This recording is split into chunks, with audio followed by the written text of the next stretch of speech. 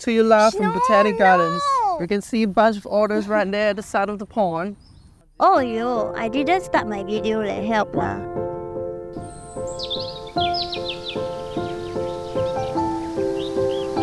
All by myself. Just wanna be Okay lah, you sing lah. all by myself. Okay. Just an author. Reporting to you live from Botanic Gardens. It's a sunny morning out here. We're surrounded by a lot of wildlife. I'm Andrew. I'm Gerry. Thank you for coming to our wedding. We are making this video so that you guys can have a backstory to our relationship.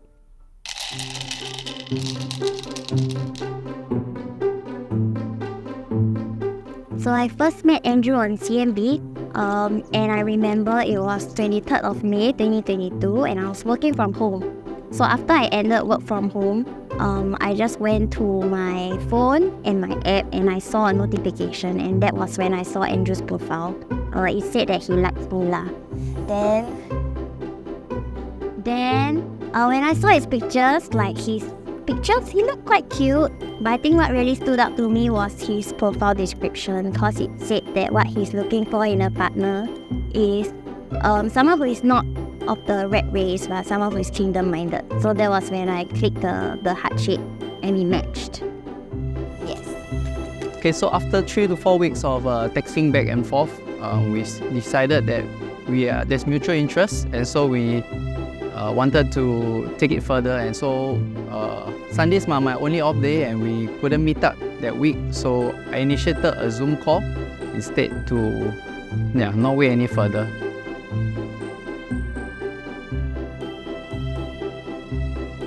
So my first impression of Andrew, the first time that we met over Zoom was really purely as friends. I went home, and then I changed into my home clothes, removed my makeup, and then I went onto Zoom and met him. And I think what stood out to me about him was that he's very good at expressing himself, and he's very willing to share as well. Yeah, so the second time we met, which was in real life, was on 12 June 2022, I think. And I remember the first time I met him was at Outram Park MRT. Yeah, then when he saw me, he said hello very politely with a very firm grip, and I thought that was quite cute.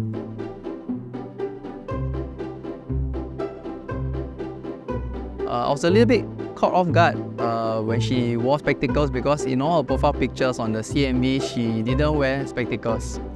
Catfish. No, I never say catfish. Cat. Don't put those words in my mouth.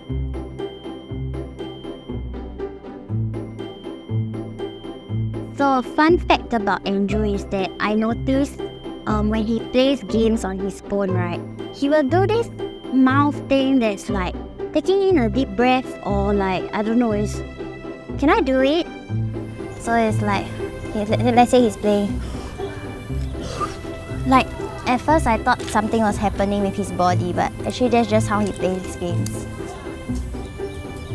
Quirkiest thing about Gerry is she'll sometimes break out into accents.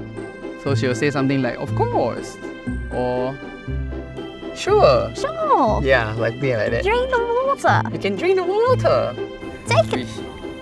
Yeah, it cracks me up. At the start, when we met, we tried to honor the law and what we do in meeting in group settings, visiting each other's community to get a sense of how each other's background and how we are like. It's been 2 years since we met, and we are still learning more. I'm still learning more about Gerry, and still challenging myself to be more sensitive and cater to her needs. At the start, I felt we had a lot of differences that we had to iron out, and we were such different people. But God was really in the process, in just speaking to us individually, and also sending mentors our way, or even friends to walk the journey with us, to speak life and speak wisdom. And I really appreciated that. And throughout these 2 years, I've seen how Andrew has created a safe space for me to be myself.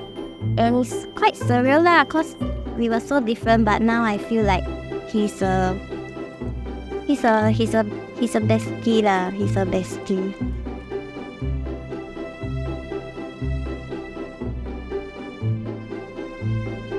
Okay, 4 special memories come to mind. First one was for my past 2 birthdays. I've been asking her to bring me to Play Nation to play console games, and it was there where I get to see her competitiveness, not wanting to lose to me. The second one is playing board games with our mothers as well, to connect with them. The third one was when our moms first met. We ate Hai Di Lao at Bugis, which was very nerve-wracking during and leading up to that moment. The last one would be last year, September. We went to Japan with my mom to celebrate her 60th birthday. It was also there where I proposed to Gerry. The first one was when, as Andrew said, we went to Japan last year in September with his mom to celebrate her 60th birthday. And I remember there was one of the days we were supposed to go to Kiyomizu-dera. I don't know if I pronounced it right, but when we went, it was closed. Aiyo, and I was so sad. I was so sad about it. And then the next day, we had another itinerary plan. But Andrew insisted that after we reached home to put our bags, we ended the day early lah. And he brought me up to Kiyomizu-dera again, knowing that I really wanted to see it lah. And the second memory that I can remember was Christmas 2023. Yeah, last year, cause we went to JB to visit his maternal relatives, and I felt like it was very fun. Shout out to Aunt Sally, cause she noticed that I like animals, and she brought us to a cat cafe. I thought that was very sweet. But what was more memorable was that I got to see like him and his family.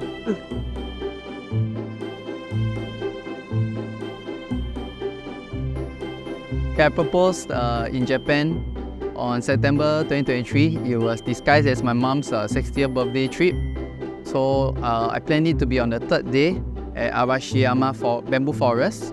I tried to find a secluded spot on the day itself and sang a song to her. I chose Goodbye My Lover by James Blunt, but I tweaked the lyrics. She was very stunned. She tried to stop me by grabbing me. She was very stunned, and then when I went down one knee, so did she. I don't know, like my legs just became soft, like spaghetti. Yeah. Knees weak, arms heavy. Yes. But what was special to me was that after like he proposed and after my feelings settled down, I asked him like whether he asked my parents, cause it mattered a lot to me. And then he told me that he did. And he asked my parents for my hand in marriage when I was away in KL for church camp. Secretly. Yeah, so I felt very touched by that and thought he was very brave.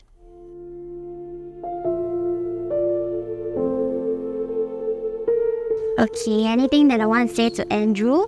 Yes, have. So Andrew, I think you are very aware of this letter. I've told you before that I wrote a letter to my future life partner, and I wrote this letter in July 2021 after I broke up. I think someone asked me to write one lah. So this is the letter that I'm gonna read to you today, since I'm gonna marry you and you're gonna be my husband. So it says, dear future husband and life partner, I had to make a really hard decision today. I had to let go of someone because he didn't feel like you. And even though my flesh thinks otherwise, I think my spirit kind of knows. I'm excited to meet you. You will understand my love for God and run with me in loving people. Yesterday, there was a really heartbreaking news of a murder in a school, and that made my heart so heavy. And when I think about you, I see us being prayer warriors together. And although my heart is momentarily broken right now, I know that you are worth it, and I know that I need to go through this to be a better version of myself for you. And I know that on the day I walk down the aisle to you, I would be standing at the altar looking at you, and I know you are worth the wait. And I will understand this very thing that don't make sense right now. So this letter was written 3 years ago, and 3 years on, I really see in you, Andrew, and I really think you are worth the wait, and I'm very excited for us to create a life together.